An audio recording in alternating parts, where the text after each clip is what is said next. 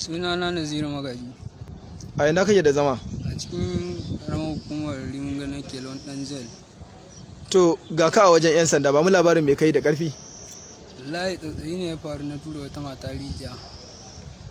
Za ta yi shekara nawa? Za ta yi irin shekara irin 80 din na haka ko 70 da wani abu. Me taimaka? Wallahi kawai tsautsayi ne. Haya tsautsayi. Wani sai tunanin kamar ko baka da hankali ne.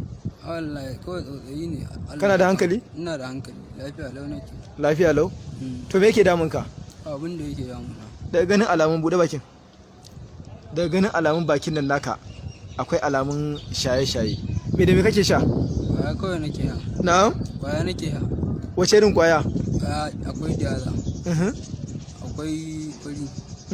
Shikenan. To a ranar me da me ka sha? Kawai Yadda na.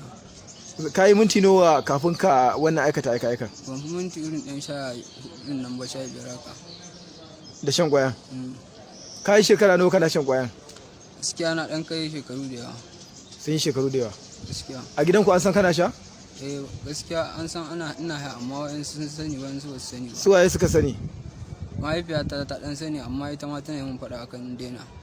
Ba kyau abu. Ba kyau kuma ka ci gaba. Da wani kala kace kana sha? Ina han fari ina han Yadda. Na'am? Ina han fari ina han Yadda. To kai yanzu wani abin da kai kana da uba? Ba ni da uba ya rasu. Na'am? Ba ni da uba ya rasu. Kana da uwa? Ina da uwa.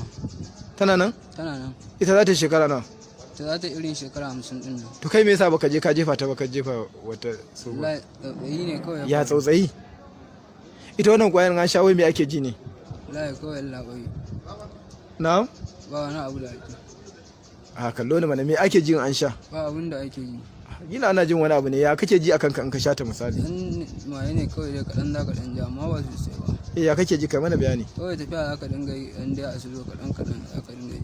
To bayan ka jefa ta kuma me ka jefa a cikin rijiyar? Wallahi ba abin da na jefa. To kamar yadda kuka ji ya faɗa yanzu haka dai kwamishinan 'yan sanda ya ba da umarni an dawo da shi babban sashen binciken manyan laifuka da ke nan Banfai, wanda kuma zan ce binciken ma wato ya kusa kammala.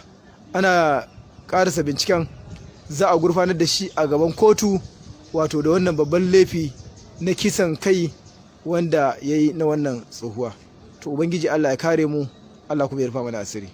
Saboda haka wannan ya kamata iyaye su ƙara sa ido sosai akan 'ya'yansu matasa, musamman irin wanda suke irin neman shiga ɗabi'a ta shaye-shaye. To ba abin da ba za ta iya haifarwa ba. Ubangiji Allah ya kare mu. Akwai wata nadama da kake na wannan abu da kai? Gaskiya ni na yi nadama a cikin wannan abun. Ina roƙon kotu a yi min sassauci a ciki. To ai nan ba kotu bane. Ina roƙon a yi min sassauci a ciki. Wai kai laifin me kai tukunna ma a ganin ka? Laifin kisan kai ne. Ai kama bata gaba sakin ka har yanzu bakin fari yake kare. Ta sake ni mana. Ta sake ni. Laifin me kai to? Kisan kai ne. To kai a naka ganin ya laifin kisan kai yake? Daurin dindindin ne a gidan yari. Wa ya gaya maka? Ya shi ne. Ka san gidan yarin ne? A'a. Na'am? Ban sani ba. Ka taba zuwa? Taba zuwa. Ko da ziyara? Dai ziyara kawai. Ba kai wa ziyara? Wani abokina ne magaji kuma shi ma Allah ya mara su ya daɗe.